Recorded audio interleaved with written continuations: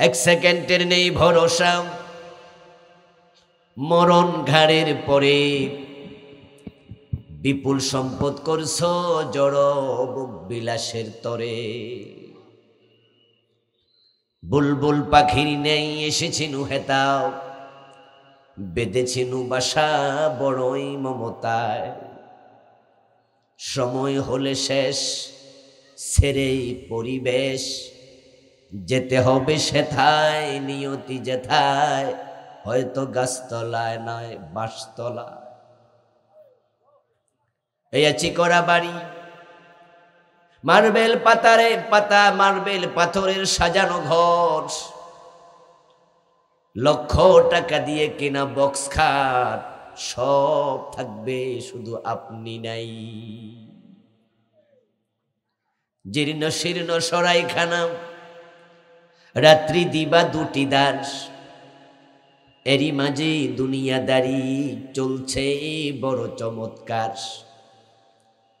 রাজার পরে আসছেন রাজা, সজ্জা কত বাদ্য ধুম, তুচ্ছ এসব কয়দিনই বাম, চোখ বুঝিলে সব নিঝুম। যেই কোনো সময় চলে যেতে হবে, তবে আমাদের এই যাওয়া শেষ নয়।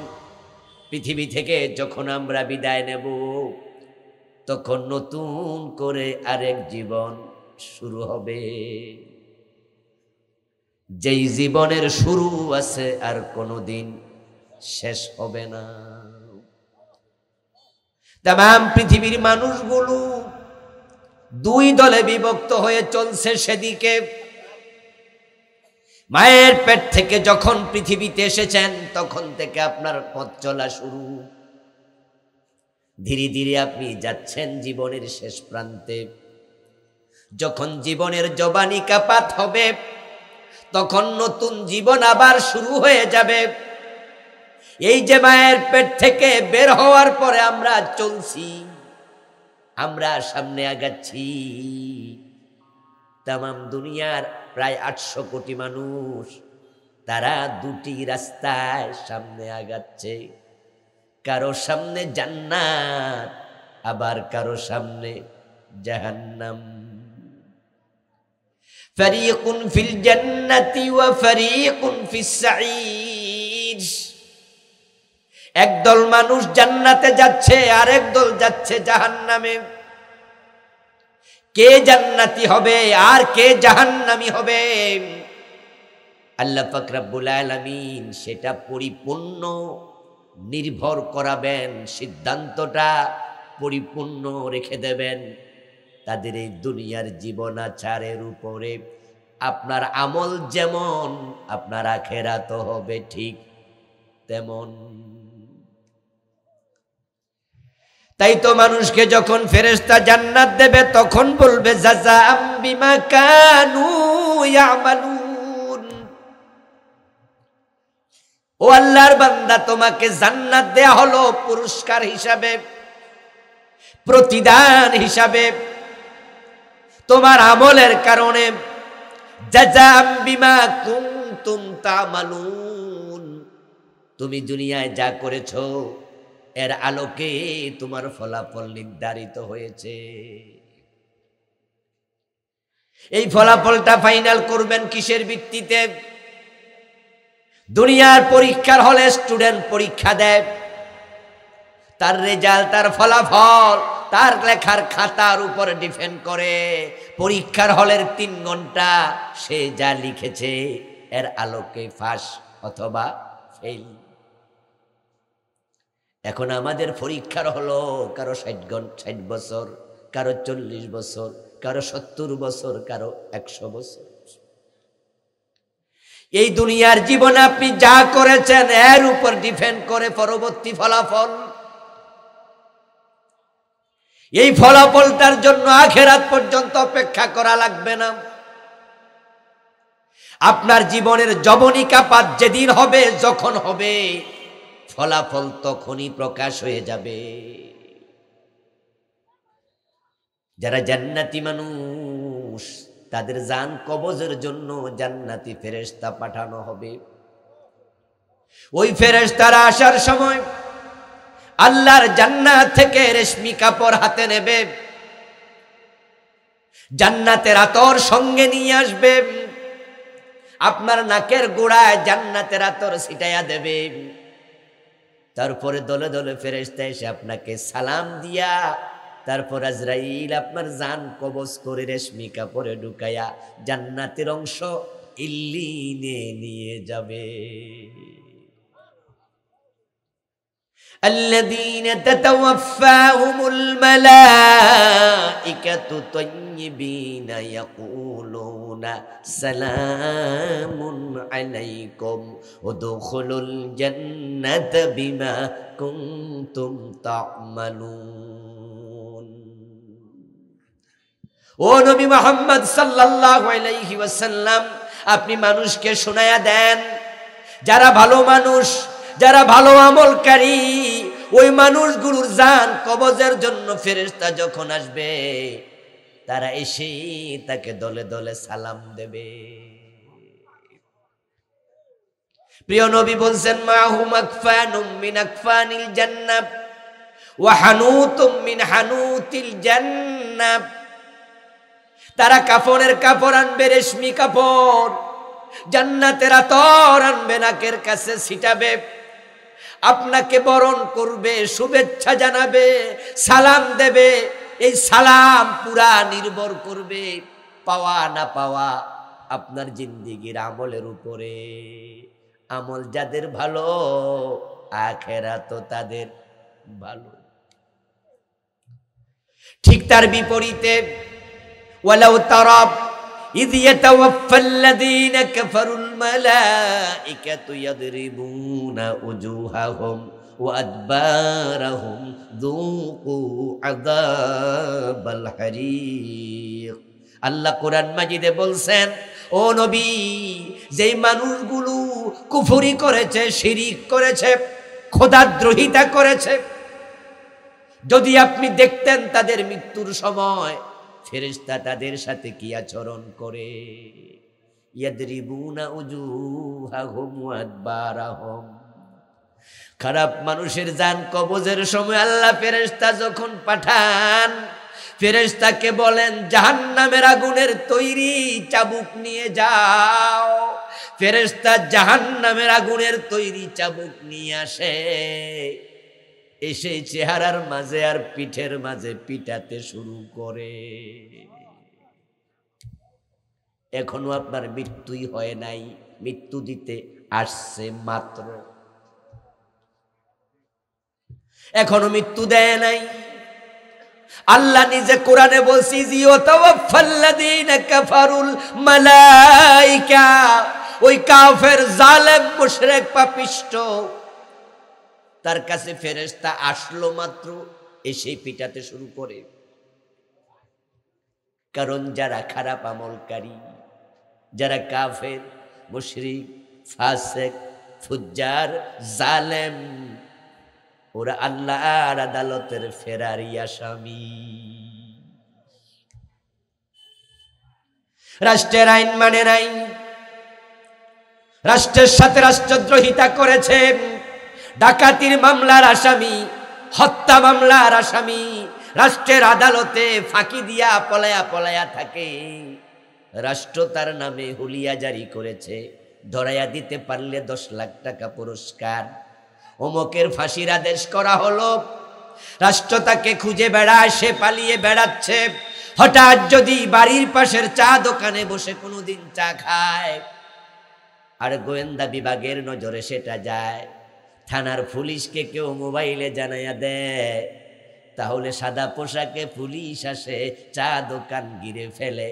তারপরে আল্লাহর বান্দা তাকে যখন ধরে, ওই আসামিকে ধরে কপালে চুমু দিতে শুরু করে, ঠিক না?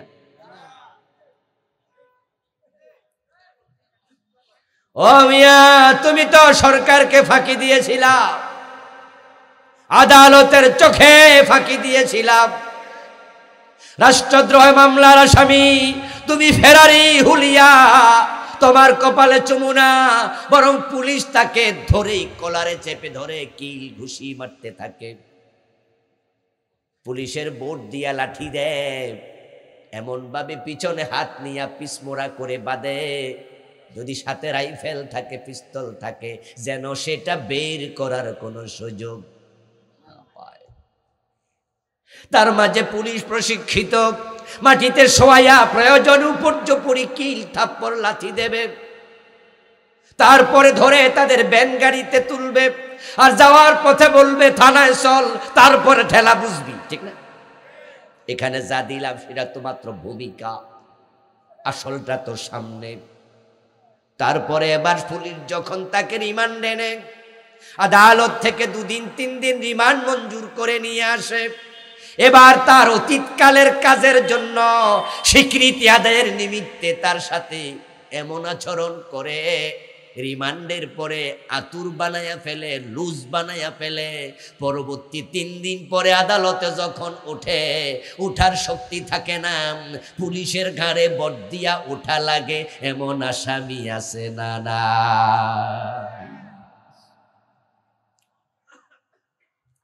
যারা বেনামাজি, বেরোজগারি, সুদ খান, ঘোষ খান, ওজনে কম দেন, মালে বেজাল দেন, পরের জমি দাল দলিল করেন, ক্ষমতা দেখায়া অন্যের জমিনে বিল্ডিং তুলে ফেলেছেন, বাবা মারা গেছে, মা মারা গেছে 10 বছর 7 বছর, এখনো বোনের জমিটা দেন না, জোর করে ভোগ করেন। এমন কিছু অপরাধী পাপাছাড়ি আজকের মাহফিলও আছে না? নাই। আপনার সাথে ফেরেশতার আচরণ ভালো হবে না। পরীক্ষার হলের রেজাল্ট কাগজে লেখার উপর ডিপেন্ড করবে রেজাল্ট।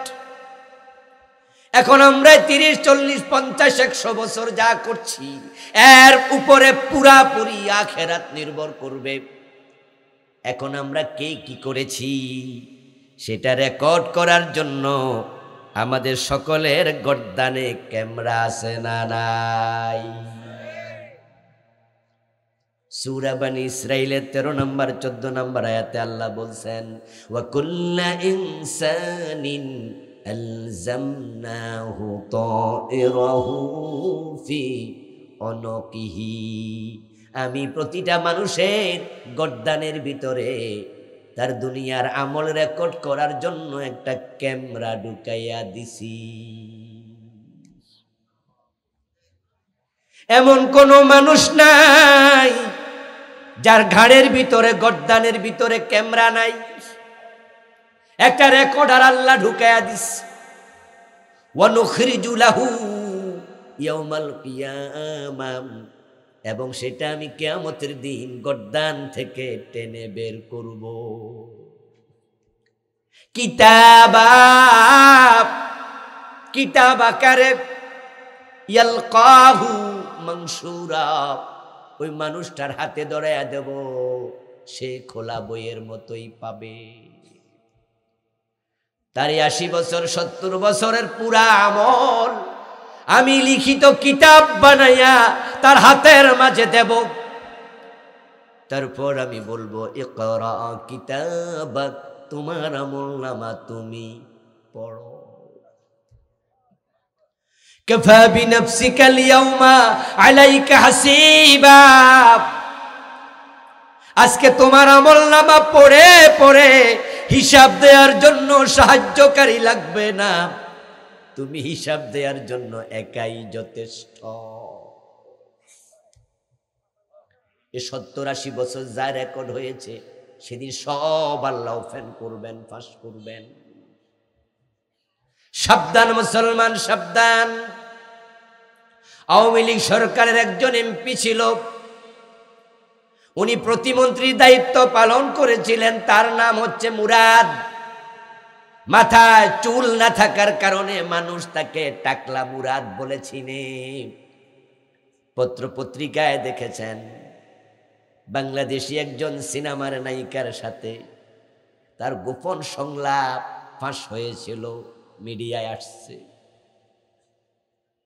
ওই নায়িকাকে সে কি জানি বাজে কথা বলল, আমি হোটেল সোনারগাঁয়ে আছি, তুমি চলে আসো, যদি না আসো তাহলে পুলিশ পাঠায়া ধরে নিয়ে আসব, তোমাকে আমি এই করব সেই করব।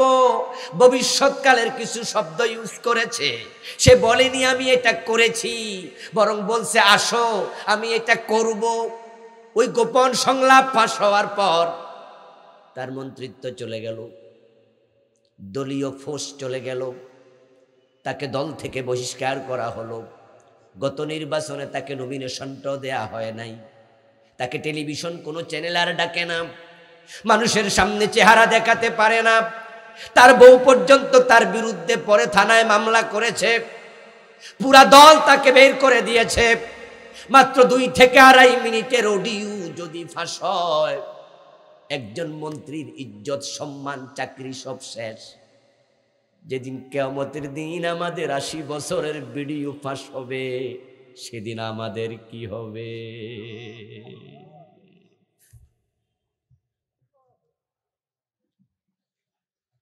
ওমর ইবনুল খাত্তাব রাদিয়াল্লাহু তাআলা আনহু এর জন্য বলতেন, দুনিয়ার মানুষ শোনো, হাসিবু আনফুসাকুম ক্বাবলা আন তুহাসাবু ওয়াজিনু আনফুসাকুম ক্বাবলা আন তুজানু। ও দুনিয়ার মানুষেরা, আল্লাহর কাছে হিসাব দেওয়ার আগে নিজের হিসাব নিজে করো। তোমার আমল আল্লাহ ওজন দেবেন, আল্লাহর কাছে ওজন দেওয়ার আগে তোমার নিজের আমলের ওজন নিজে করো, নিজে করো, ভেবে চিন্তে কাজ করো।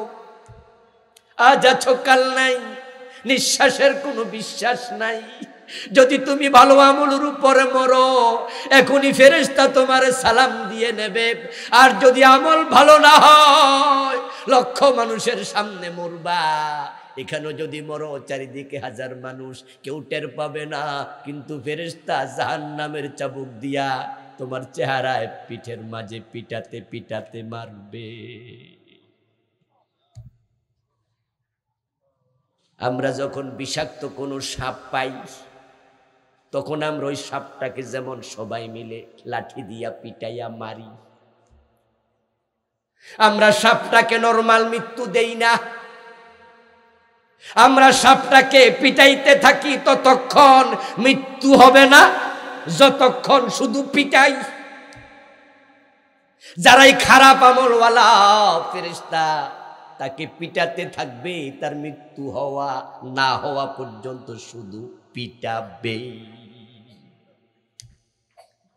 এবং ফেরেশতা বলবে, যুকু আযাবাল হারিক, জাহান্নামের দগ্ধকারী শাস্তি তুমি আস্বাদন করো। এই আয়াত দ্বারা বোঝা যায় জাহান্নামের আগুনের বানানো চাবুক, যেটা দিয়া বেত্রাঘাত করার সাথে সাথে গায়ের মাংস চামড়াগুলো জ্বলে যাবে। ও প্রিয় ভাইয়ের, আল্লাহ তাআলা কার আমল কেমন সেটা আমলনামার কিতাবে তিনি হাতে দিয়ে বলবে পড়ো। আপনাকে তা পড়িতেই হবে। যে মানুষগুলো শুধু ডান হাতে আমলনামা পাবে, তাদের আমলনামা আল্লাহ পড়তে বলবেন না, খুলতেও বলবেন না। তারা বড় সৌভাগ্যবান মানুষ, আল্লাহ আমলনামা হাতে তাদেরও দেবেন। তবে শুধু এক নজর তাকায়া বলবেন, যাও যাও জান্নাত দিয়ে দিলাম।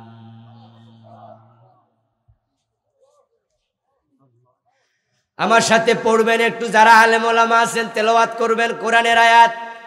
فَأَمَّا مَنْ أُوتِيَ كِتَابَهُ بِيَمِينِهِ فَسَوْفَ يُحَاسَبُ حِسَابًا يَسِيرًا وَيَنقَلِبُ إِلَى أَهْلِهِ مسرورا।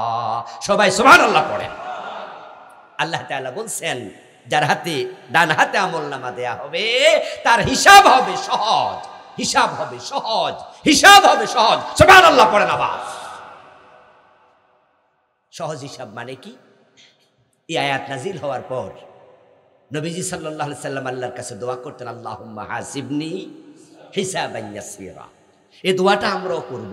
সবাই আমার সাথে পড়েন আল্লাহুম্মা, সবাই বলেন আল্লাহুম্মা হাসিবনি হিসাবান ইয়াসীরা। রাসূল দোয়া পড়তেন, আল্লাহ তুমি আমার হিসাবটা সহজ করে দিও। নবীর কোনো গুনাহ আছে? বলেন না কথা, রাসূলের কোনো গুনাহ আছে?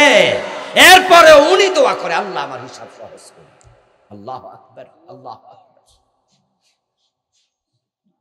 নবীজি কোনো একদিন নামাজের সিজদায় দোয়া করতেছেন। মা আয়েশা বলেন, সামিতুন নাবিয়্য সাল্লাল্লাহু আলাইহি ওয়াসাল্লাম ইয়াকুলু ফি বাদি সালাতিহি আল্লাহুম্মা হাসিবনি হিসাবান ইয়াসীরা। আমি রাসূলুল্লাহকে নামাজের ভিতরে দোয়া করতে শুনলাম। তিনি যখন সালাম ফিরালেন, আমি তখন বললাম, ইয়া রাসূলুল্লাহি ওয়া মাল হিসাবুল ইয়াসীর। সহজ হিসাব বলতে আপনি কি বোঝেন? আপনি যে আল্লাহর কাছে বললেন আল্লাহ আমার হিসাব সহজ করো, এর মানে কি আমি একটু জানতে চাই। প্রিয় নবী জবাব দেন, আইয়ানজুরা ফি কিতাবিহি ফায়াতাজাওয়াজ আনহু। সহজ হিসাব মানে হলো এমন কিছু মানুষ আছে যাদের আমলনামা আল্লাহ হাতে দিয়ে শুধু এক নজর তাকাবেন, পড়তেও বলবেন না, খুলতেও বলবেন না, এমনি ছেড়ে দেবেন। আর যাদেরকে বলবেন পড়ো ফাইন্নাহু মান নুকিশা হালাকা, যাদের বলবেন পড়ো তার উপায় নাই। হাসরের ময়দানে যে মানুষগুলো ডান হাতে আমলনামা পাবে, ইয়ানকালিবু ইলা আহলিহি মাসরুরা, তারা সবাই আপনজনের কাছে দৌড়াবে। হাসরের ময়দানে ডান হাতে আমলনামা পাওয়ার দোয়া করা দরকার আছে না নাই? কেমনে পাওয়া যায় জানা দরকার আছে না নাই? আল্লাহ সেটাও কোরআনে বলছে। কেমনে ডান হাতে আমলনামা আসবে? শিখবেন, জানবেন, মানবেন। আল্লাহর কাছে আমরা দোয়া করি মনি।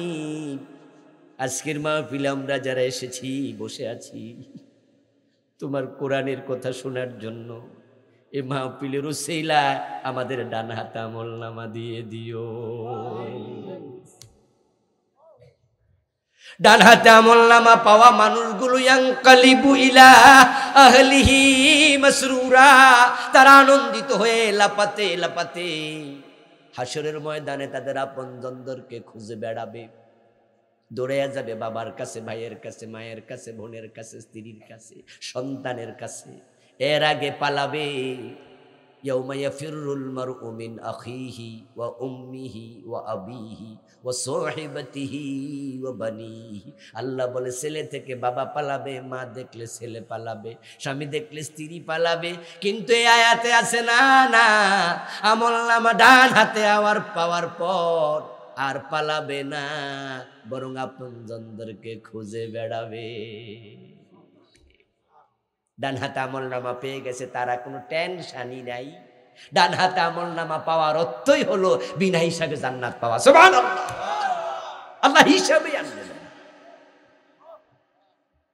আপনার একটা ব্যবসা প্রতিষ্ঠান আছে, দোকান আছে, আপনি আপনার দুজন কর্মচারীকে 5 দিনের জন্য দোকানটা বুঝাইয়া দিলেন। আপনি চলে গেলেন ঢাকায় বেড়াতে। আপনাদের এখানে বারেল্লা বাজারে আপনার বড় মুদি দোকান। বললেন এ মিয়ার 8 ঘন্টা করে 16 ঘন্টা দোকান চালাইবা, আর বাকি যে 8 ঘন্টা আছে দোকান বন্ধ থাকুক, এবং যে যা বেচা কেনা করবা হিসাব রাখবা, আমি 5 দিন পরে আসতেছি, আমার হিসাব দিও। আপনি চলে গেলেন 5 দিনের জন্য। 5 দিন পর ফিরে আসলেন। একজন কর্মচারী তার কাগজ, তার লেখা হিসাবের খাতাটা হাতে নিয়ে আপনার কাছে গেল। যে আপনাকে বলল, স্যার গত 5 দিন আমি যা বিক্রি করেছি, যা আমি কিনেছি, ক্রয় বিক্রয়ের পুরা হিসাব আমি রেখেছি, এই হিসাবে কাগজে লেখা আছে, আমি আপনার কাছে হিসাব দেওয়ার জন্য এসেছি। আপনি তার দিকে তাকায়া বললেন, ঠিক আছে, খাতাটা রাইখা তুমি চলে যাও। আপনি তাকে কিছু জিজ্ঞাসা করলেন না।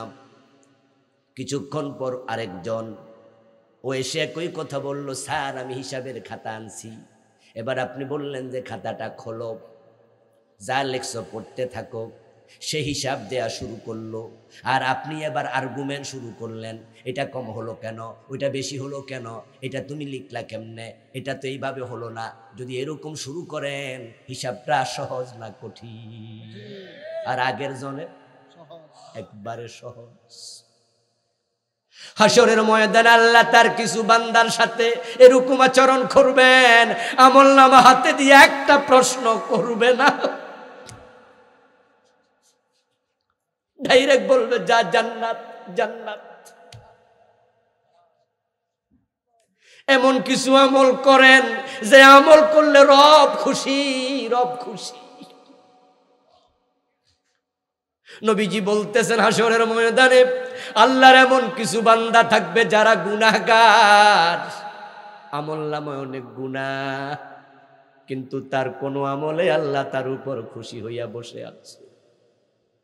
যখন মানুষ আল্লাহর সামনে হিসাব দিতে আসবে, সে একটা ওই ব্যক্তি আসার পরে আল্লাহ তাআলা রহমতের একটা চাদর দিয়া তাকে ঢেকে ফেলবেন, অন্য সব মানুষ থেকে তাকে আলাদা করে ফেলবেন, অন্যরা তাকে আর দেখতেই পাবে না। আল্লাহ এবার রহমতের চাদরের ভিতরে নিয়া ওই বান্দাকে তার কৃত কিছু গুনার কথা স্মরণ করাবেন, বলবেন ও বান্দা, অমুক দিন তুমি এই গুনাহ করেছো, মনে আছে নাকি? ওই লোক তখন বলবে হ্যাঁ। অমুক দিন এই গুনাহ মনে আছে নাকি? বলবে হ্যাঁ। অমুক দিন এই গুনাহ তুমি করেছো, মনে আছে নাকি? বলবে হ্যাঁ। নবীজি বলেন ওই লোক তখন মনে মনে ভাববে উপায় নাই, দড়া তো খাইয়া গেছি, আল্লাহ তো সব গুনার কথা মনে রাখছে। আল্লাহ যখন দেখবেন লোকটার চেহারা কালো হয়ে গেছে, মনটা ছোট হয়ে গেছে, সে ভাবতেছে তার উপায় নাই, তখন আল্লাহ বলবেন বান্দা, তোমার এই গুনাহগুলো দুনিয়ায় গোপনে রেখেছিলাম, আজকেও গোপনে ক্ষমা করে দিলাম।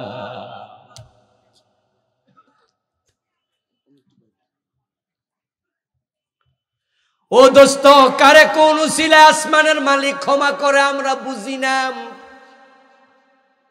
আমি কোরআন হাদিস পড়ে দারুণ টেনশনে পড়ে যাই মাঝে মাঝে, কারণ হাদিসে আমি দেখেছি শুধু একটা গুনার কারণে একজন সাহাবীকে আল্লাহ জাহান্নাম দিছে। রাসূলের সাহাবী একটা অপরাধ করছে, রাসূল নিজে বলেন আমি তাকে জাহান্নামে মেরাজের রাতে দেখে এসেছি।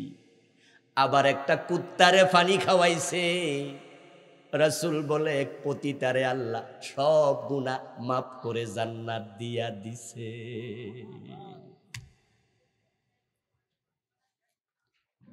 যুদ্ধ চলছিল, প্রিয় নবীজি সে যুদ্ধে নিজে হাজির। যুদ্ধ চলাকালে হঠাৎ করে একজন সাহাবী আসলেন, রাসূলুল্লাহ সাল্লাল্লাহু আলাইহি ওয়াসাল্লামের কাছে এসে বলছেন, ইয়া রাসূলুল্লাহ ফুলানুন কাদ উস্তুশহিদা, ও রাসূল আজকের যুদ্ধ অমুক শহীদ হয়ে গেছে। যার কথা বলতেছিল সে ছিল রাসূলুল্লাহর খাদেম, রাসূলের খেদমত করত। প্রিয় নবী যখন তার নাম শুনলেন, ওই যুদ্ধে সে শহীদ হয়েছে, এই মেসেজ ওই সাহাবী দিল।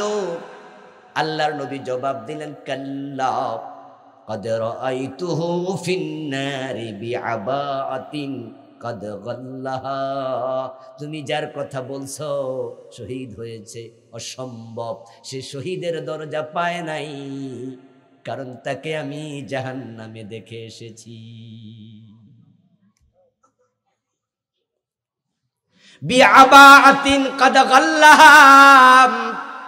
এবার রাসূলুল্লাহ কারণ ব্যাখ্যা করছেন, কারণ হলো অমুক যুদ্ধের গনিমত থেকে সে একটা চাদর চুরি করেছে।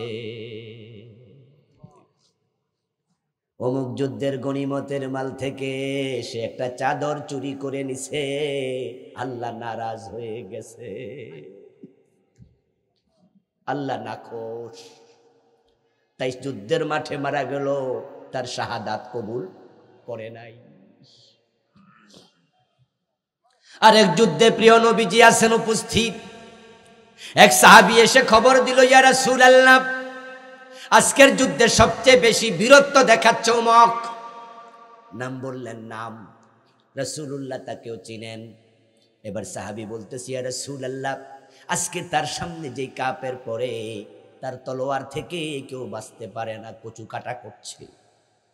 আজকের যুদ্ধে সবচেয়ে বেশি মুজাহিদের ভূমিকা সে অবতীর্ণ। রাসূলুল্লাহ শুনে বললেন, তবে শুনে রাখো, লোকটা জাহান্নামী। সাহাবী এবার বলতেছেন, হাদিস যিনি রওয়ায়াত করেছেন, আমি এটা শোনার সাথে সাথে দারুণ কনফিউজ হলাম। কিরে, ব্যাপারটা কি, ব্যাপারটা কি, এমনটা কেন হলো? আমি তো দেখছি সে সবচেয়ে বড় মুজাহিদ, বীরত্বের সাথে জিহাদ করছে। আমার ভিতরে প্রশ্ন জাগলো, আমি সন্দেহ করে গেলাম, রাসূল তো মিথ্যা বলে না, কিন্তু কেন, এমনটা কেন হবে? তাই সিদ্ধান্ত নিলাম, আমি এটার শেষ দেখে ছাড়বো। আমি এবার যুদ্ধের মাঠে গেলাম। ওই সাহাবী যেই দিকে যায় আমিও তার পিছনে পিছনে চলতে থাকলাম, দেখি শেষ পর্যন্ত কি হয়। কিছুক্ষণ পরে দেখি শত্রু সৈন্য তাকে আঘাত করেছে। আঘাতের যন্ত্রণা সে সহ্য করতে না পেরে নিজের তলোয়ারের মাথা নিজের বুকে লাগাইয়া ঝাঁপাইয়া পড়েছে। পিছন দিয়া তলোয়ার বের হয়ে লোকটা আত্মহত্যা করেছে। তার আত্মহত্যার দৃশ্য দেখে আমি রাসূলুল্লাহর কাছে ফিরে আসলাম। এসে বললাম, ইয়া রাসূলুল্লাহ, নাশহাদু ইন্নাকা লারাসূলুল্লাহ, আমি সাক্ষ্য দিচ্ছি নিশ্চয়ই আপনি আল্লাহর রাসূল। সুবহানাল্লাহ পড়েন। আমি সাক্ষ্য দিচ্ছি নিশ্চয় আপনি আল্লাহর রাসূল। প্রিয় নবীজি তাকে তো চিনেন, তাই তিনি বললেন, এ মিয়া, তুমি তো আমি রাসূল এটা আগেই জানো, আগেই তো মানো, নতুন করে সাক্ষী দেওয়ার কি আছে? তখন ওই সাহাবী জবাব দে, হুজুর, এই হলো ঘটনা। আপনি যার জাহান্নামের খবর দিছিলেন আমি নিজের চোখে দেখেছি, আত্মহত্যা করেছে। বুঝে নিয়েছি আপনি বানাইয়া কথা বলেন না, আল্লাহ আগেই আপনার ওহী দিয়া জানাইছে। আপনাদের কাছে আমার জিজ্ঞাসা, চুরি করেছে একটা চাদর, গুনাহ হয়েছে কবিরা কয়টা? আত্মহত্যা করেছে একবার, গুনাহ হয়েছে কয়টা? কিন্তু পতিতা নারী জেনা করে, প্রতিদিন টাকা দিলে ইজ্জত দেয়, তার আমলনামায় গুনাহ কয়টা আছে আমরা জানি না। কিন্তু প্রিয় নবী বলছেন, বনি ইসরাইল একজন মহিলা ছিল পতিতা, হেঁটে যাচ্ছিল মরুভূমি দিয়ে, দেখলো মরুদ্যানের পাশে একটা কুকুর জিহবা বের করে হাঁফায় পিপাসিত হয়ে। ওই মহিলার অন্তরে দয়া জাগলো। দয়া জাগার পরে সে, তার পায়ে ছিল চামড়ার মোজা, সে মোজাটা খুলে তার ওড়না দিয়া বেঁধে কূপের মাঝে ফেলেছে। সামান্য পানি উঠেছে, ওই মোজার ভিতরে থাকা পানিটুকু ওই পিপাসিত কুকুরের মুখে দিছে। আল্লাহ খুশি হইয়া আমলনামার সব গুনাহ মাফ। 1 সেকেন্ড ওই মহিলাকে আল্লাহ জান্নাত দিয়ে দিছে। 100 জন খুন করার পরে জান্নাত পাইছে, এমন হাদিস আছে না নাই? শুনেন না আপনারা? 100 জন খুন করছে, শেষ পর্যন্ত জান্নাত। আর ওই সাহাবী একটা চাদর চুরি করছে, আল্লাহ কয় জাহান্নাম, রাসূল কয় জাহান্নাম। আসলে ব্যাপারটা কি? ব্যাপারটা হলো ফাআলুল লিমা ইউরিদ। কোরআনে আল্লাহ কয়, আমি আল্লাহ যা চাই আমি তাই করি। ইয়াফআলুল্লাহু মা ইয়াশা, আল্লাহ যা চান তিনি তাই করেন। কেন করলা, কেন করো নাই, এ প্রশ্ন করার ক্ষমতা কারো নাই। তিনি এত বড়, এত মহান, তিনি যা চান তাই করে, যা চান তাই করে। আমাদের সাবেক প্রধানমন্ত্রী শেখ হাসিনা, উনি বাংলাদেশে 500-র উপরে মডেল মসজিদ বানাইছে, বানায় নাই? টাকা কে দিয়েছে সেটা পরে। এটা কি সৌদি প্রশাসন দিছে না বাংলাদেশ সরকার গভর্নমেন্ট দিছে, এটা পরের প্রশ্ন। কিন্তু বানাইছে প্রধানমন্ত্রীর ইঙ্গিতে, তা নিয়ে কারো দ্বিমত আছে? এতগুলো মানুষ, কথা বলতে হবে তো। সব আমার দিয়ে কয়লে তো হবে না। 500 মডেল মসজিদ প্রধানমন্ত্রী বানাইছে কি না? যেটা হ্যাঁ সেটা হ্যাঁ, যেটা না সেটা না, সাদাকে সাদা কালোকে কালো বলতে হবে, ঠিক কি না? যে প্রধানমন্ত্রী শেখ হাসিনা 500-র উপরে মসজিদ বানাইলেন। ইতিপূর্বে বাংলাদেশের কোন প্রধানমন্ত্রী এত মসজিদ বানাইছে? বানায়নি। আচ্ছা, মসজিদ বানানোর আমরা কি বিপক্ষে না পক্ষে? এই কাজটা খারাপ না ভালো? দেখেন 500 উপরে মডেল মসজিদ বানাইলো, কিন্তু 5 তারিখে এমন ভাবে পালাইলো, আল্লাহ তার রান্না করা ভাত খাওয়ার টাইম দেয় নাই, ঠিক না? আচ্ছা, যেদিন তিনি পালাইছেন সেদিন সকালে কি রান্না হয় নাই? খাওয়ার সময় পাইছে? আপনারা পত্র পত্রিকায় ফেসবুকে দেখছেন রানলো কেডা খাইলো কেডা? ফোলাফান যাইয়া খাইছে। এত বড় বড় বোয়াল মাছ কান্দে লইয়া ফোলাফান গেছে, সেলফিও দিছে না?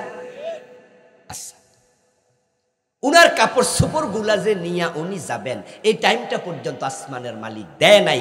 এক কাপড়ে কোন রকম জানটা লইয়া ওয়াকার মিয়া কয় যে 45 মিনিটের ভিতরে পালান, না হয় কিন্তু আমিও কিচ্ছু করতে পারবো না, উপায় নাই, তাড়াতাড়ি পালান।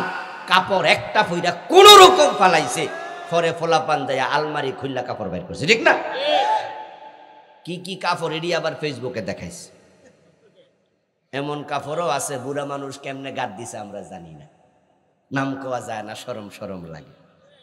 আচ্ছা, উনি তো আল্লাহর এই প্রশ্ন করবেন আখেরাতে, আল্লাহ আমি 500 মসজিদ বানাইছি, আমার কারণটা কি? এই প্রশ্ন করার ক্ষমতা আছে? সাহস আছে?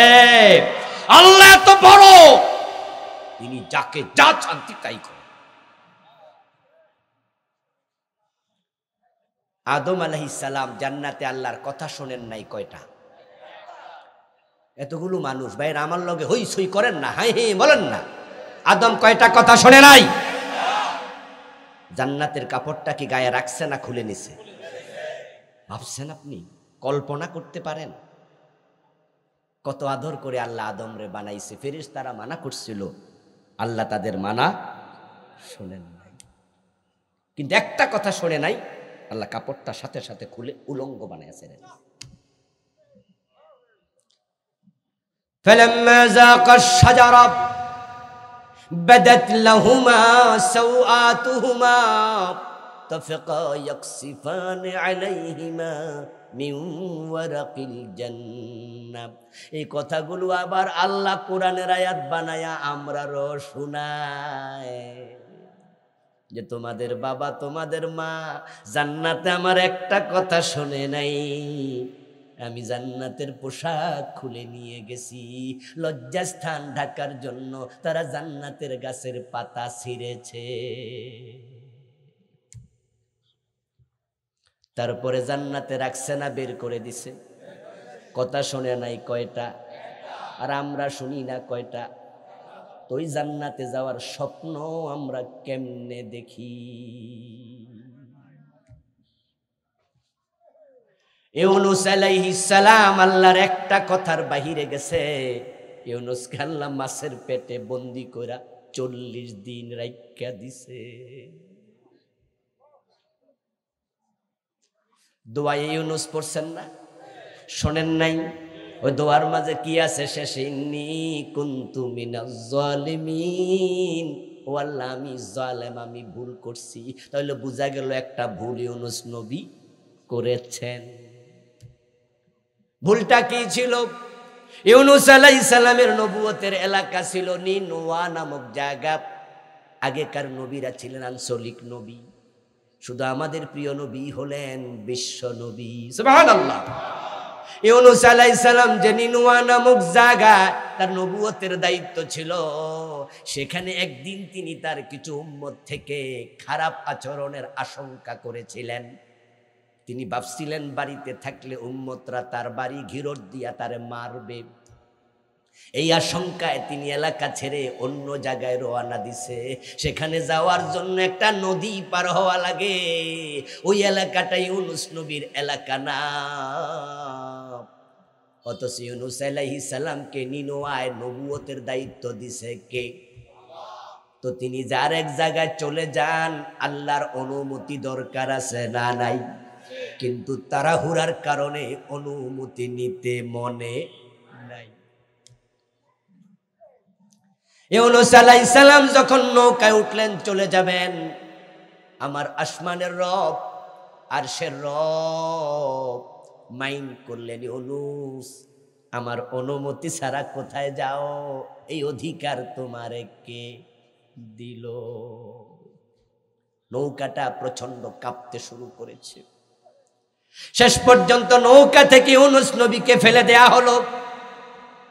কোরআনে আল্লাহ বলে, ফালতাকামাহুল হুতু ওয়া হুয়া মুলিম, ইউনূসকে একটা বড় মাছ আইসা বাতের লোকমা যেমন আমরা গিলি, লজেন্স যেমন আমরা গিলি, এত বড় মাছ এটা লজেন্সের মতো গিলে ফেললো।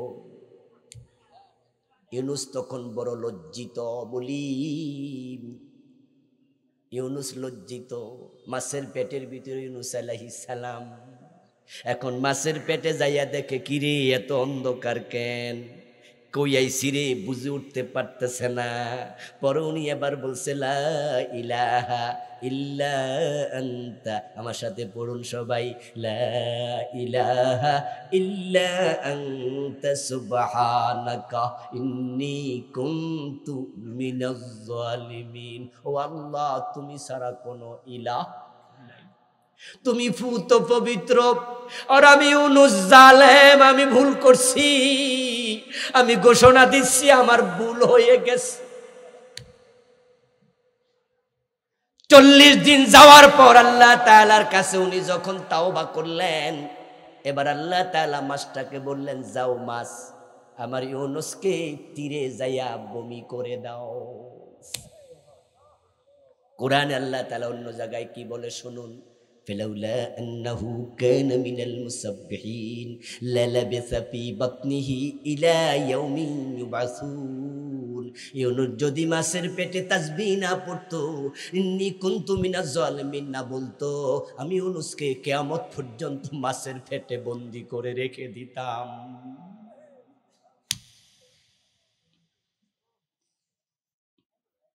ইউনূস আলাইহিস সালাম ভুল করছিলেন কয়টা? আমরা করি কয়টা?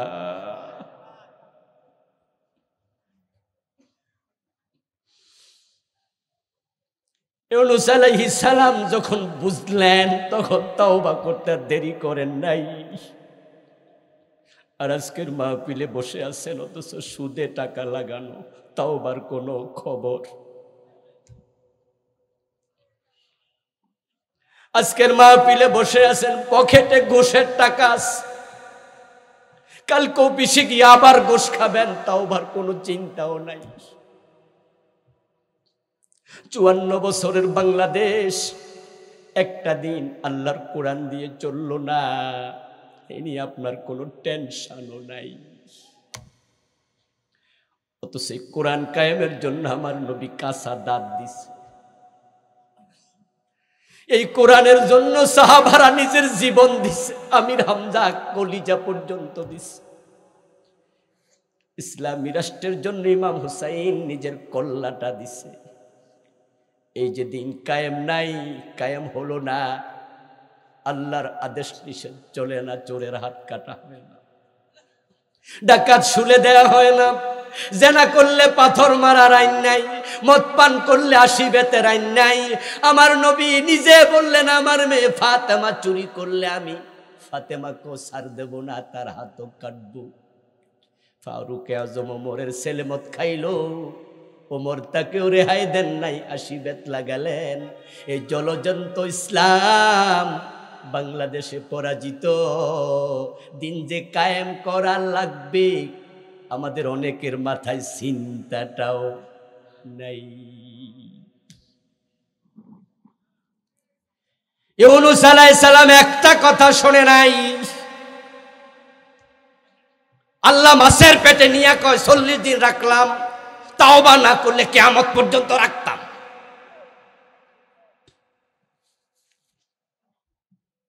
ফাআলুল লিমা ইউরিদ, 100 জন খুন কইরা বেড়া জান্নাত পায়। আর ইউনূস আলাইহিস সালাম সামান্য একটু হইছে মাছের পেটে, ওই পতিতা হাজার হাজার বার জেনা কইরা একটা কুত্তারে পানি খাওয়াইয়া জান্নাত পায়।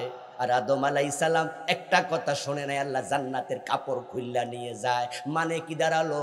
মানে দাঁড়ালো আমার আল্লাহ এত মহান, তিনি যা চান তাই করেন, তাকে প্রশ্ন করার ক্ষমতা কারো নেই। এজন্য আখিরাতে আল্লাহর রহমত চাইবেন, বেশি বেশি রহমত, বেশি বেশি রহমত। লা ইউনজি আহাদাম মিনকুম আমালুহু। প্রিয় নবী একদিন বললেন, ও আমার সাহাবারা, আমল করো, আমল করো, তবে জেনে রাখবা কারো আমল দিয়া কেউ নাজাত পাবে না। আমল দিয়া জান্নাত পাইয়া যাইবা এটা কেউ ভাবিও না।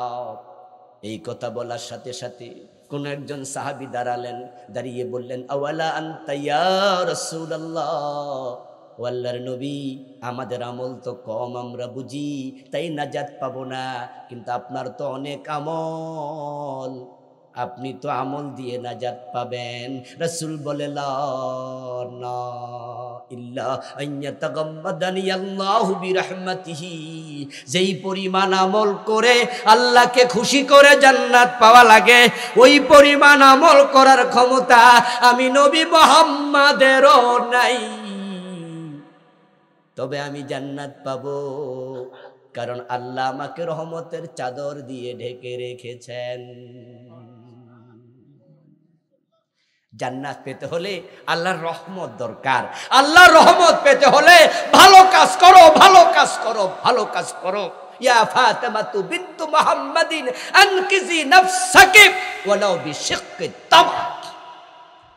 সহিহ বুখারীর riwayat। আয়াত নাজিল হলো, ইয়াউমা লা তামলিকু নাফসুন লিনাফসিন শাইআ ওয়াল আমরু ইয়াউমা ইযিন লিল্লাহ। সেদিন আল্লাহ সারা কারো হাতে ক্ষমতা নাই, সব ক্ষমতার মালিক কে? নবীরা পর্যন্ত নাফসি নাফসি নাফসি নাফসি। এই আয়াত নাজিল হওয়ার পর প্রিয় নবী বাড়িতে গেলেন। ফাতেমাতুজ জাহরা উনার সবচেয়ে প্রিয়, সবচেয়ে প্রিয়। রাসূল বলতেন, ফাতেমা আমার কলিজার টুকরা। ফাতেমাকে প্রিয় নবী এত ভালোবাসতেন যে বাড়ি থেকে যখন কোথাও যেতেন সবার পরে ফাতেমার সাথে সাক্ষাৎ করতেন। আবার যখন দূর থেকে ফিরে মদিনায় ঢুকতেন সবার আগে ফাতেমার ঘরে যেতেন। মা আয়েশা সিদ্দিকা রাদিয়াল্লাহু তাআলা আনহা ফাতেমা রাদিয়াল্লাহু তাআলা আনহা প্রসঙ্গে কথা বলতে গিয়ে বলেছিলেন যে ফাতেমার চাল চলন, কথাবার্তা, ইভেন হাঁটার ধরনটাও নবীজির মতো হুবহু ছিল। রাসূল ফাতেমার ঘরে গিয়ে বলে, ফাতেমা আনকিজি নাফসাকি ওয়ালাউ বিশিক্কি তামারা। জাহান্নাম থেকে নিজেকে বাঁচাও ফাতেমা, আমল করো, আমল করো, আমল করো। যদি একটা খেজুর তোমার কাছে থাকে সেটা মাঝখান দিয়ে ছিঁড়ে এক টুকরা খাও, আর এক টুকরা গরিবের হাতে দাও, উসিলা ধরো, ওটা দিয়ে জাহান্নাম থেকে বাঁচার চেষ্টা করো। সেদিন নবীর মেয়ে পরিচয় দিয়ে নাজাত মিলবে না।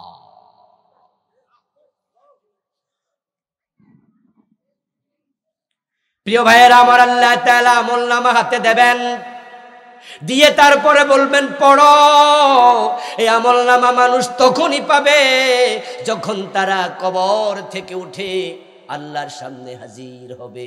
নবীজি মুহাম্মদ সাল্লাল্লাহু আলাইহি সাল্লাম বলেছেন, মানুষগুলো দুনিয়া থেকে যখন চলে যাবে, মেসাকার হয়ে যাবে, সবার পরে ইসরাফিলের দ্বিতীয় সিংহা হবে। তারপর ওই ফুৎকারে তামাম দুনিয়া নীরব, নিস্তব্ধ। কুল্লু শাইইন হালিক ইল্লা ওয়াজহাহু, আল্লাহ ছাড়া কিছু থাকবে না। এভাবে 40 বছর কেটে যাবে। কুল্লু মান আলাইহা ফান ওয়া ইয়াবকা ওয়াজহু রাব্বিকা যুল জালালি ওয়াল ইকরাম। সব শেষ, একমাত্র কে?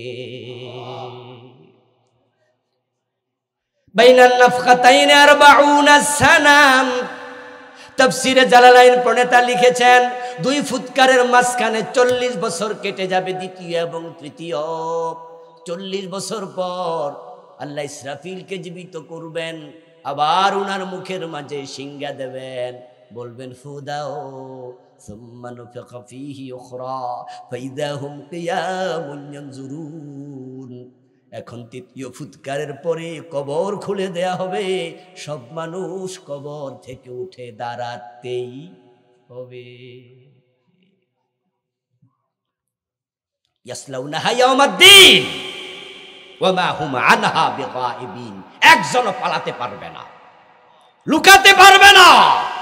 আদম থেকে প্রলয় পর্যন্ত যত মানুষ এসেছিল সব মানুষ কবর থেকে উঠে দাঁড়াবে। হুফাতান উরাতান গোরলা, ল্যাংটা, কাপড়বিহীন, জুতাবিহীন, খতনাবিহীন, মায়ের পেটের থেকে দুনিয়ায় আসা শিশুর মতো সবাই কবর থেকে উঠে দাঁড়াবে।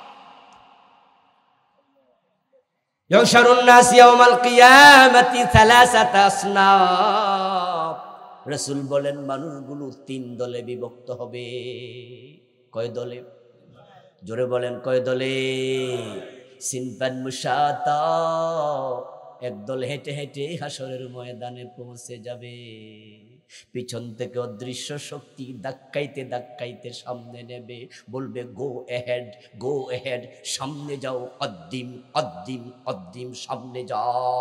পিছন থেকে ধাক্কা মারবে, যেতে না চাইলে ধাক্কায়া ধাক্কায়া নেবে। ওয়ানাসুখুল মুজরিমিনা ইয়াউমাল কিয়ামাতি বিরদা।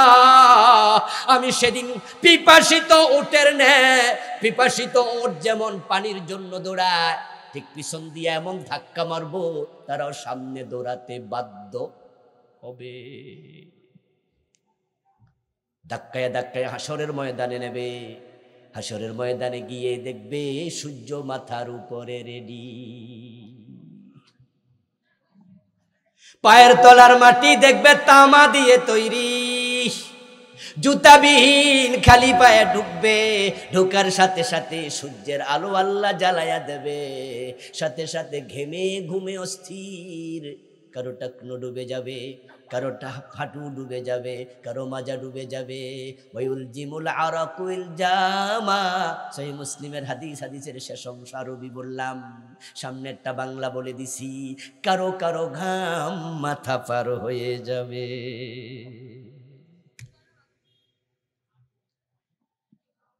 হাত্তা তাকুনা শামস কামাকদার মিলিন, সূর্যটাকে আনা হবে সুরমা দানির শলাকার দূরত্বে।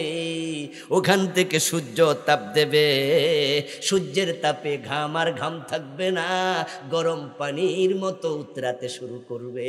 এভাবে থাকা লাগবে 50,000 বছর।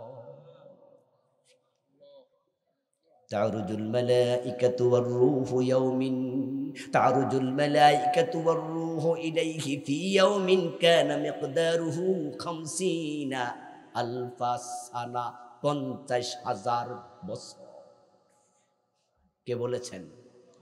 কোরআনের আয়াত। কে বলেছেন? 50,000 বছর হাসরের ময়দানে দাঁড়াবে। এটা এক গ্রুপ, ওই গ্রুপে ঢুকবেন না, কারণ সেখানে দাঁড়ানোর পরিবেশ নাই। সূর্য 9,30,00,000 মাইল দূর থেকে তাপ দিয়া 17 মাসে বাংলাদেশে কুয়ার পানি গরম বানায়া ফেলে। টিনের ঘরের নিচে দুপুর বেলা বসা যায় না। মাত্র 30, 35, 40 ডিগ্রি সেলসিয়াস তাপমাত্রা, টিনের ঘর গরম হয়ে যায়। বিদ্যুৎ চলে গেলে গাছতলায় বসে বসে তাল পাখা দিয়ে বাতাস করা লাগে। আর সূর্যের ভিতরে আলো আছে, তাপ আছে 1,40,00,000 ডিগ্রি সেলসিয়াস। ওটা যখন মাথার উপরে তাপ দেবে, হাসরের ময়দানের অবস্থা কি হবে?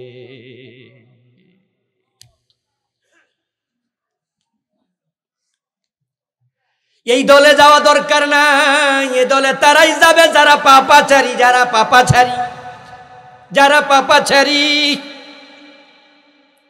আরেক দল তারা আরো হতভাগা, সিনফান আলা উজুহিহিম, ওই মানুষগুলো কবর থেকে উঠার সাথে সাথে উল্টে যাবে। তাদের পা চলে যাবে উপরে, মাথা চলে যাবে নিচে। তাদের মাথাটাকে আল্লাহ তাআলা বাঁকা বানায়া দেবেন। তখন তারা মাথার উপরে না হেঁটে চেহারার উপরে হাঁটবে। ইয়ামশুনা আলা উজুহিহিম, ওয়াজহুন এক বচন বহু বচন, উজুহুন, ওয়াজহুন মানি মুখমণ্ডল, চেহারা। তাদেরকে চেহারার উপরে হাঁটানো হবে, পা উপরে। তারা হাসরের ময়দানের দিকে যেতে চাইবে, কিন্তু আল্লাহ ফেরেশতাদেরকে বলবেন না হাসরের ময়দানে ঢুকতে দিও না। পরীক্ষার হলে তো তারাই যাবে যারা ছাত্র, যারা ফর্ম ফিল আপ করেছে, এডমিট কার্ড আছে। যারা ছাত্রই না তাদের আবার কিসের পরীক্ষার হল, কিসের আমল নামার ওজন, কিসের পাস ফেল, ওর তো খাতার মাঝে নামে নাই। যারা কাফের, যারা মুশরিক, তাদের হাসরের ময়দানও নাই।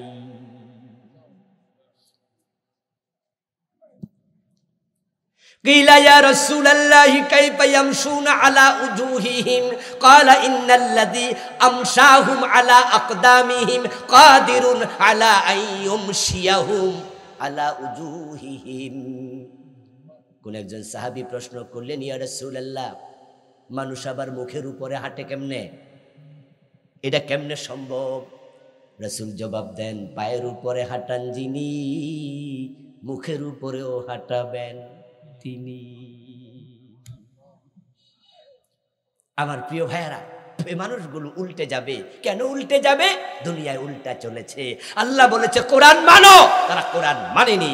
আল্লাহ বলেছে হারাম ছাড়ো, তারা হারাম ছাড়েনি।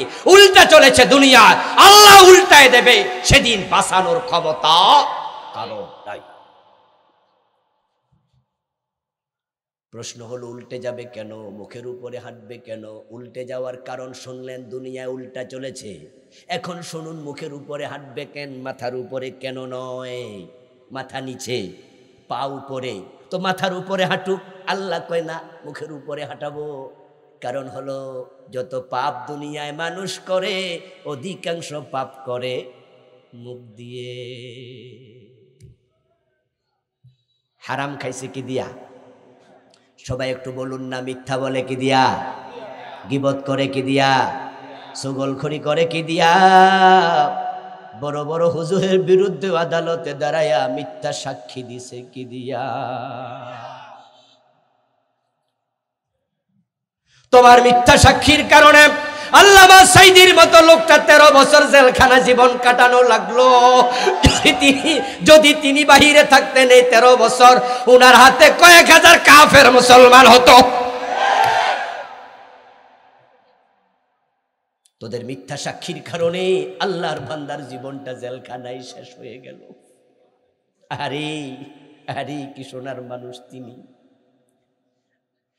উনার বড় ছেলে রফিক ভাই যেদিন মারা যান, সেদিন জানাজার নামাজের ইমামতি করার জন্য হুজুরকে জেলখানা থেকে ছাড়া হলো।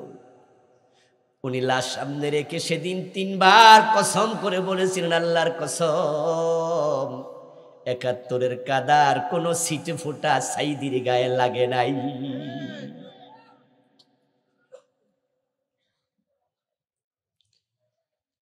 একজন হিন্দু সাক্ষী সুখরঞ্জন বালি, সে আল্লামা সাইদির বিরুদ্ধে সাক্ষী দিতে রাজি হয় নাই।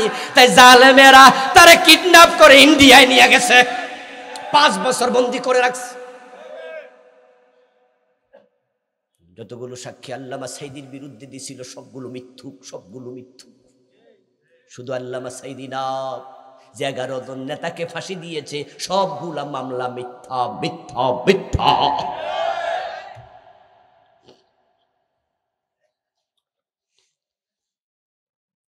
ওরা সোনার মানুষ ছিলেন, সোনার মানুষ। আমার নসর আশরাফি ভাই বলেছেন, প্রধানমন্ত্রীর মুখের কথা, ওনার বাড়ির ফিয়ন কত কোটি টাকার মালিক? 400 কোটি। কিন্তু 2 জন মন্ত্রী ছিল 5 বছর, মতিউর রহমান নিজামী, আলী হাসান মোহাম্মদ মুজাহিদ রাহিমাহুমাল্লাহ। 5টা বছরে 1টা টাকা দুর্নীতি করেন নাই।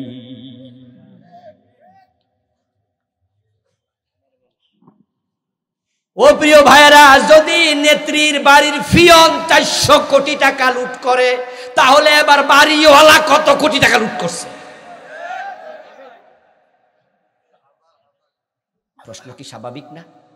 ফিয়ন যদি 400 কোটি টাকা চুরি করে, তাহলে যিনি ওইটার মন্ত্রণালয়ের মন্ত্রী সে করছে কত? পুলিশের সাবেক আইজিপি বেনজির সে নাকি 10,000 কোটি টাকার মালিক। ইসলামী ব্যাংকের 18টা শাখা থেকে এস আলম গ্রুপ লুট করে বিদেশ টাকা পাঠাইছে 80,000 কোটি। আর 2 জন মন্ত্রী 5 বছর মন্ত্রী 1 টাকার দুর্নীতি করে নাই। বোঝা যায় তাদের অন্তরে আল্লাহর ভয় আছে, তারা মুত্তাকি। দরকার ছিল ওদেরকে স্বর্ণের মেডেল পুরস্কার দেয়া, কিন্তু এই জাতি বড় হতভাগা, তারা গুণীর কদর করতে জানে না। এই সোনার মানুষগুলোকে মিথ্যা মামলা দিয়া ফাঁসিতে ঝুলাইয়া দিছে।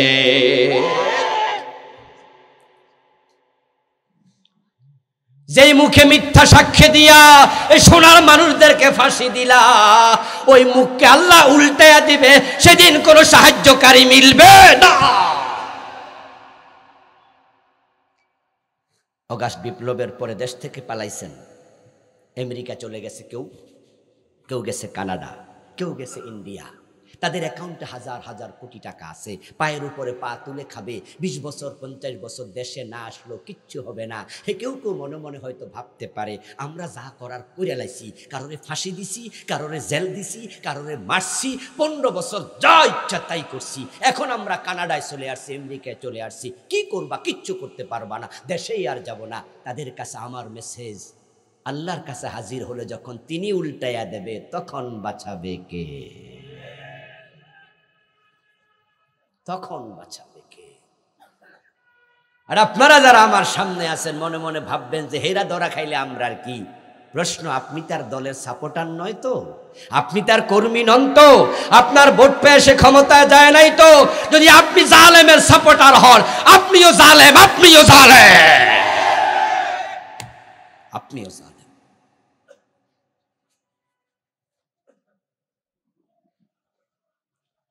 ওই মানুষগুলো যখন উল্টে জাহান্নামের দিকে, আপনার হাসরের ময়দানের দিকে যেতে থাকবে, এবার আল্লাহ ফেরেশতাদেরকে বলবেন ধরো। ইউরাফুল মুজরিমুনা বিসীমাহুম ফায়ুখাযু বিন-নাওয়াসি ওয়াল আকদাম। সবাই আমার সাথে পড়ুন, ফাবিআইয়ি আলাই রাব্বিকুমা তুকাযযিবান। ফেরেশতারা ওদেরকে দেখে চিনে ফেলবে অপরাধী, তাই তারা দৌড়াইয়া যায়া তাদের কপালের চুলের অগ্রভাগে ধরবে। নাওয়াসি, নাসিয়াতুন শব্দের বহুবচন। নাসিয়াতুন মানে কপালের অগ্রভাগের চুল। আকদাম শব্দটি কদম শব্দের বহুবচন। কদম মানে পায়ের গোড়া, পায়ের তলা। এক হাত দিয়ে ফেরেশতা পায়ের তলায় ধরবে, আর এক হাত দিয়ে কপালের চুল ধরবে। মেরুদণ্ডের হাড্ডিটা ভেঙ্গে উল্টো করে ফুটবলের মতো বানাইয়া আল্লাহ বলবে তার হিসাবের দরকার নাই, জাহান্নামে ফেলে দে। সূরা কাহফের আল্লাহ তাআলা 104 নম্বর আয়াতের পরে 5 নম্বর আয়াতে বলছে, ফালা নুকিমু লাহুম ইয়াউমাল কিয়ামাতি ওয়াজনা। এ সমস্ত লোকের জন্য আমি কিয়ামতের দিন দাড়ি ফাল্লা দাঁড় করাবো না। 2 গ্রুপ গেল। এবার আমরা যে গ্রুপে যোগ দিতে চাই সে গ্রুপ হলো সৌভাগ্যবান। সিনপানে রুকবানা, কবর থেকে উঠে দেখবে কবরের পাশে জান্নাতের গাড়ি দাঁড়ায় আছে। কিছু লোককে বরণ করার জন্য আল্লাহ তাআলা জান্নাতের গাড়ি পাঠাবেন, ফেরেশতাদেরকে বলবেন যা আমার বান্দার কবরের পাশে গিয়ে দাঁড়া, ফুলের মালা নিয়ে দাঁড়া, ফুলের পাপড়ি নিয়ে দাঁড়া। কবর থেকে উঠবে, ফুলের মালা পড়াবে, পাপড়ি ছিটিয়ে দেবে, মারহাবা আহলান সাহলান বলবে, ওয়েলকাম ওয়েলকাম, আসো, তুমি তো আল্লাহর বন্ধু, তোমার হাসরের ময়দানে যাওয়া লাগবে না, গাড়িতে তুলে ডাইরেক্ট আরশে আজিমের নিচে নিয়ে যাবে। সাবআতুন ইউযিল্লুহুমুল্লাহু ফি যিল্লিহি ইয়াওমা লা যিল্লা ইল্লা যিল্লু। রাসূল বলে 7 গ্রুপ মানুষ, সেদিন তাদেরকে আল্লাহর আরশের নিচে আল্লাহ নিজে নিয়ে যাবেন, বসতে দেবেন, যেদিন আরশের ছায়া ছাড়া কোনো ছায়া থাকবে না। অন্য হাদিসে পাওয়া যায় 8 গ্রুপ। মান আনজারা মুসরান আও ওয়াদা'a লাহু আযাল্লাহুল্লাহু ফি যিল্লিহি ইয়াওমা লা যিল্লা ইল্লা যিল্লুহু। আখেরাত নিয়ে আমি গত বছরে বইটা লিখেছি। নাম দিয়েছি আমি ওহির আয়নায় পরকাল। আমার লেখা মোট 8টি বই আছে আলহামদুলিল্লাহ। এবছরও লিখেছি একটা, এটার নাম দিয়েছি যেমন ছিলেন প্রিয় রাসূল সাল্লাল্লাহু আলাইহি ওয়াসাল্লাম। এটা হলো 400 পৃষ্ঠা, আখেরাত নিয়ে 500-র উপরে হাদিস লিখেছি। এই বই লিখতে গিয়ে আমি যে হাদিসটা পরে বললাম এটা পেলাম ছাত্র জীবন থেকে। গত বছর পর্যন্ত জানতাম আরশে আজিমের নিচে মানুষ 7 গ্রুপ। এই বই লিখতে গিয়ে আরেকটা হাদিস পেলাম 8 গ্রুপ। সুবহানাল্লাহ। রাসূলুল্লাহ জীবনের উপরে লিখেছি, এটা 280 পৃষ্ঠা। রাসূল দেখতে কেমন, চেহারা কেমন, নাক কেমন, হাত কেমন, চোখ কেমন, চরিত্র কেমন, সব লিখেছি। পাশে আমার গাড়িতে আছে, যাওয়ার সময় বই নেবেন, অনেক জরুরি কিছু বই আলহামদুলিল্লাহ আমি লিখেছি। আল্লাহ তাআলা রাসূল বলছেন 8 গ্রুপ মানুষ যারা আরশে আজিমের নিচে বসবে। এই চরিত্র আমাদের অর্জন করতে হবে। কোন চরিত্র অর্জন করলে আরশের নিচে যাওয়া যায়, সে চরিত্রগুলো জানা দরকার আছে না নাই? 1 নাম্বার, ইমামুন আদিল, যে ব্যক্তি ন্যায় বিচারক, নেতা হবে, শাসক হবে, বিচারক হবে। 2 নাম্বার, শাবুন নাশআ ফি ইবাদাতিল্লাহ, ওই যুবক যে যুবক যৌবনে আল্লাহর ইবাদত করেছে। 3 নাম্বার, রাজুলুন কলবুহু মুআল্লাকুম বিল মসজিদ ইযা খারাজা মিনহু হাত্তা ইয়াউদা ইলাইহি, মসজিদের সাথে অন্তর ঝুলিয়ে দেয়, 1 ওয়াক্তের নামাজ পড়ে আরেক ওয়াক্তের আজান শোনার জন্য কান খাড়া করে রাখে, আর সে আজিমের নিচে আল্লাহ জায়গা দেবে। 4 নাম্বার, রাজুলান তাহাব্বা ফিল্লাহ ইজতামা আলাই ওয়া তাফাররাকা আলাই, একে অপরকে ভালোবাসে শুধু আল্লাহর জন্য। আবার যদি ঘৃণা করে, আল হুব্বু ফিল্লাহ ওয়াল বুগদু ফিল্লাহ, শুধু আল্লাহর জন্য ঘৃণা করে। 5 নাম্বার, রাজুলুন যাকারাল্লাহ খালিয়ান ফাফাদাত আইনাহু, আল্লাহর এমন বান্দা আল্লাহর ভয়ে কাঁদে, চোখের পানি ছেড়ে দিয়ে একা একা, মানুষকে দেখাইয়া না, যে কাঁদতে জানে, 2টি ফোঁটা আল্লাহর কাছে বড় প্রিয়, জাহান্নামের আগুন হারাম করে দেয়। একটা হচ্ছে শহীদের রক্তের ফোঁটা, জমিনে পড়ার সাথে সাথে সব গুনাহ আল্লাহ মাফ করে দেয়। আর একটা মুমিনের চোখের পানির ফোঁটা চোখ থেকে বের হয়ে গালে আসার সাথে সাথে রাসূল বলে জাহান্নামের আগুন আল্লাহ হারাম করে দেয়। কাঁদুন কাঁদুন, কাঁদতে শিখুন, কাঁদতে শিখুন। এখন তো শুধু হাসি চলছে সব জায়গায়, গল্পে হাসে, কবিতায় হাসে, সিনেমায় হাসে, নাটকে হাসে, উপন্যাসে হাসে, দোকানে হাসে, ঘরে হাসে, বাড়িতে হাসে। হাসতে হাসতে মাহফিল আইসা পর্যন্ত হুজুরও হাসায়, পাবলিকও হাসে। কিছু মাহফিল পর্যন্ত হাসির মঞ্চে পরিণত হয়ে গেছে। অথচ মোমেন হাসবে কম, কাঁদবে বেশি। রাজুলুন দাআতহু ইমরাতুন যাতু হাসাবিন ওয়া জামাল ক্বালা ইন্নী আখাফুল্লাহ, ওই ব্যক্তি আরশে আজিমের নিচে জায়গা পাবে যে ব্যক্তিকে খারাপ মহিলা প্রস্তাব দিয়েছে সুন্দরী নারী কাছে পাওয়ার জন্য, আর সে বলবে না না আমি আল্লাহকে ভয় করি। যৌবনের হেফাজত করবে, আরশে আজিমের নিচে জায়গা পাবে। 7 নাম্বার, তাসাদ্দাকা বিসাদাকাতিন ফাখফাহা হাত্তা লা তা'লামা শিমালুহু মা তুনফিকু ইয়ামিনুহু, আল্লাহর রাস্তায় যখন দান করে অতি গোপনে দান করে, ডান হাতে কি দিল বাম হাতও জানে না। যারা গোপনে দান করে তারা আরশে আজিমের নিচে জায়গা পাবে। 8 নাম্বার, ওই ব্যক্তি মানানজারা মুসিরা আও দা'আলাহু আদাল্লাহুল্লাহু ফি জিল্লিহি ইয়াওমা লা জিল্লা ইল্লা জিল্লুহু, কেউ আপনার কাছে টাকা, আপনি কারো কাছে টাকা পাবেন, আপনি দোকানদার বাকিতে খাইছে, আপনি হাওলাত দিছেন, সে হাওলাত নিছে, কিন্তু বাস্তব কারণে দিতে পারে না। আল্লাহ রাসূল বলে যে সময় দেয়, ভালো আচরণ করে, পারে নাই তো কিছু টাকা মাফ করে দেয়, আল্লাহ খুশি হইয়া আরশে আজিমের নিচে জায়গা দেয়। আরশে আজিমের নিচে যারা যাবে রাসূল বলছেন তারা থাকবে 5 থেকে 7 মিনিট। 1 ওয়াক্ত ফরজ নামাজ পড়তে 10-12 মিনিটের বেশি লাগে না। রাসূল বলছে কাসসালাতিল মাকতুবা আল্লাতী তুসাল্লা ফিদ দুনিয়া, দুনিয়ায় 1 ওয়াক্ত ফরজ নামাজ পড়তে যা সময় লাগে, যারা আরশে আজিমের নিচে জায়গা পাবে 50,000 বছর তো নাই, মাত্র 7, 8, 10 মিনিট পর আল্লাহ জান্নাত দিয়ে দেবে। আল্লাহ তাআলা আমাদের সকলকে আরশে আজিমের নিচে বসার জন্য যে আমল করা দরকার সে আমল